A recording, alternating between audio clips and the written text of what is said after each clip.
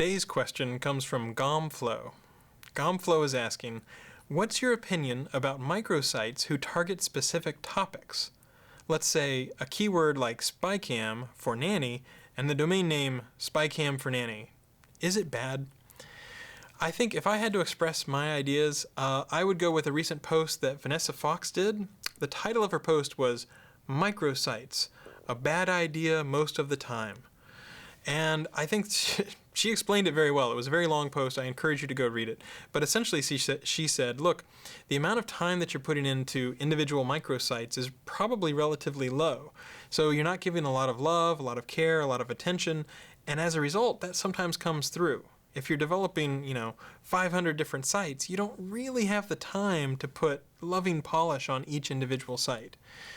What I would recommend instead is typically to build up one site that can be known as an authority or can be known as the brand name in that particular area.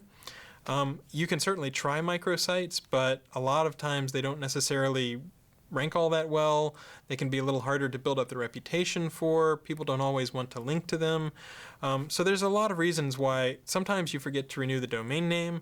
If you're a large company and maybe you're doing like a Super Bowl promotion, do you want those links going to that other domain or do you want those links going to your own domain? Most of the time you probably want it coming to your own domain.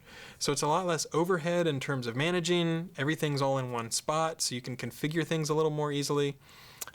So for me personally, based on the experience that I've had, seeing a lot of spammy sites over the last 10 years, whenever people are putting a little more attention into a smaller set of sites, in my experience it tends to do better and stand the test of time a little more than if somebody's just churning out a ton of these so-called microsites.